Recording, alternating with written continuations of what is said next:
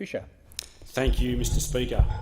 Mr Speaker, last night when I went to bed, I checked my emails, and most of us in this place probably have that email where you get sent the Australian the night before, the front page of the Australian, and I read the front page with incredulousness as to what I was reading, and I thought, surely this is a bad dream.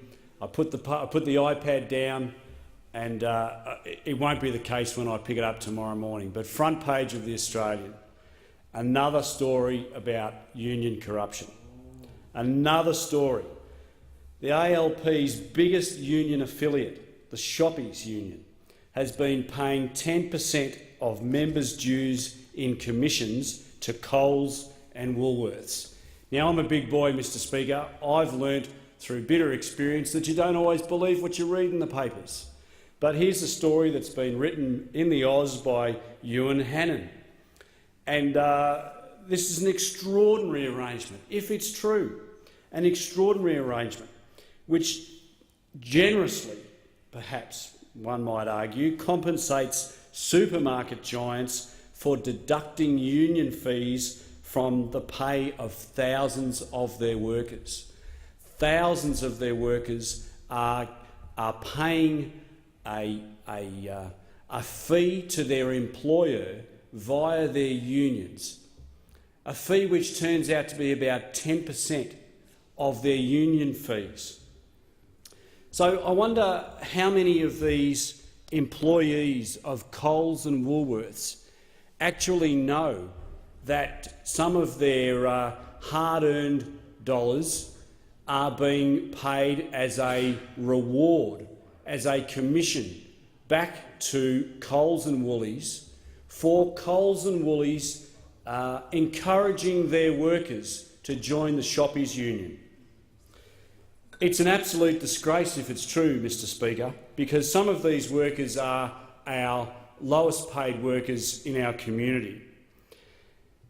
In answer to provided to a Senate inquiry, the Shoppies Union confirmed for the first time that the commission paid to Coles and Woolworths had been an unusually high 10% of their union members' dues. It pays a lower 2.5% commission to KFC, and no payment is made to McDonald's to deduct union fees.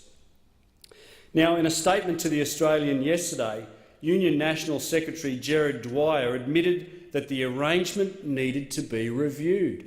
Why is it that all these arrangements need to be reviewed once they're under the spotlight, Mr Speaker?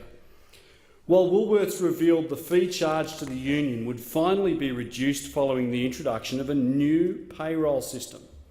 Despite the union finally acknowledged the percentage amount, Coles and Woolies have continued to refuse to reveal the commission rate.